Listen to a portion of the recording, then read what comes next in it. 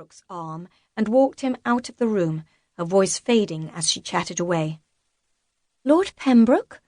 Lady Elizabeth adjusted her skirts as she settled on a chair across from the settee where Arabella sat. "I had no idea." "There is no idea. I know the man intends to propose, but I will not be accepting."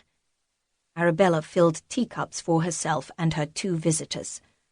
"Although I am not foolish enough to want love in a marriage, I would at least prefer to like the man I'll spend the rest of my life with." She shuddered as she took a sip of her tea.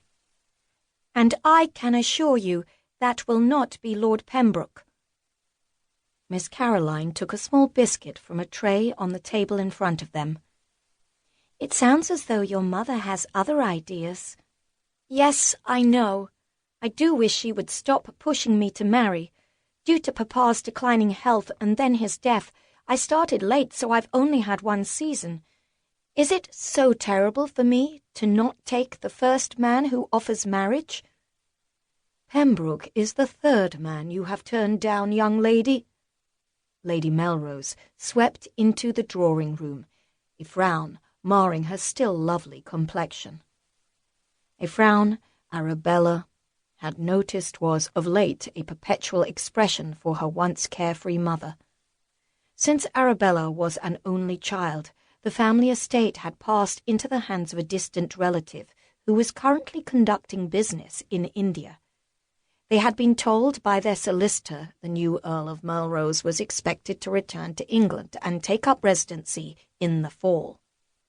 Unfortunately, Arabella's late father had enjoyed a predilection for whiskey and faro, and a total lack of interest in the preservation of his estate.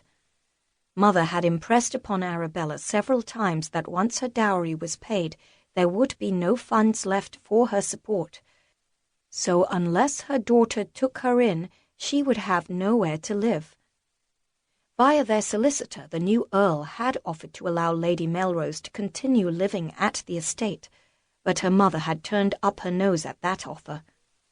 She would live with her newly married daughter, she had sniffed. "I've hardly turned down 3 ideal offers, Mother.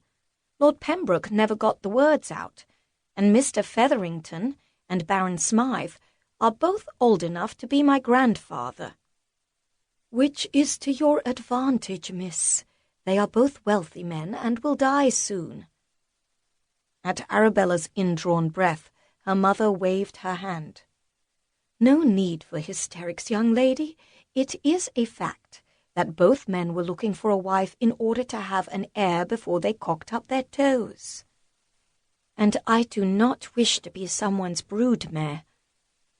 If she said that out loud, her mother would most definitely swoon, and a half-hour would pass trying to restore her sensibilities. Instead, Arabella waved at the teapot. "Would you care for some tea, Mother?" Lady Elizabeth and Miss Caroline had pretended they hadn't heard the exchange by softly mumbling to each other, but Arabella had no doubt they took in every word and would soon use it as fodder for their next morning call. Honestly, why couldn't Mother be a bit more circumspect? "No tea, thank you, daughter. I am off to the milliner's. I will see you at dinner before we depart for the Ashbourne ball." Arabella groaned inwardly at the reminder. At present, one of Arabella's animal patients was in dire need of supervision while it recovered from its injuries. The last time she had left one of the downstairs maids in charge of a patient, the poor thing had died.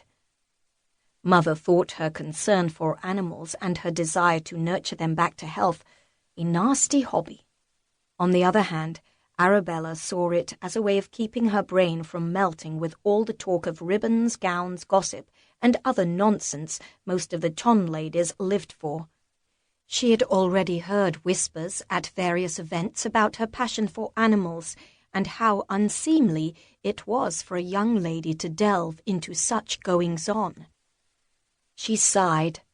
Another reason she so disliked attending these functions.